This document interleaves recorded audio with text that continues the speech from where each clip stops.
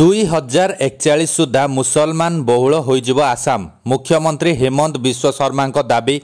आसंतु जानिबा air services खबर विषय। आसाम मुख्यमंत्री हेमंत बिश्व शर्मा दाबी करिसेंति जे तांको राज्य रे मुसलमान जनसंख्या प्रति 10 वर्ष रे प्राय 30% वृद्धि पाउछि एवं 2041 सुधा सेमाने संख्या गरिष्ठता होइजिबे। एहाकु केही अटकाई पारिबे नाही। एक सांबादिक सम्मेलन रे मुख्यमंत्री एहा कहिसेंति। से कहिसेंति जे एक परिसंख्यान मॉडल अनुଯାयी आसाम रे 40% मुसलमान लोक अछंती।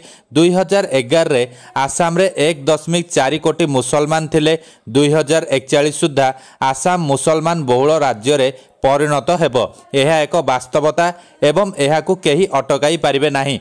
2011 जनसंख्या अनुसार आसाम रे मोट मुसलमान जनसंख्या 1.07 कोटी थिला, जहाँकि मोट 3.12 कोटी बासिंदा 34.22% थिला। राज्य रे 1.92 कोटी हिंदू थिले, जहाँकि मोट जनसंख्यार प्राय 61.47%।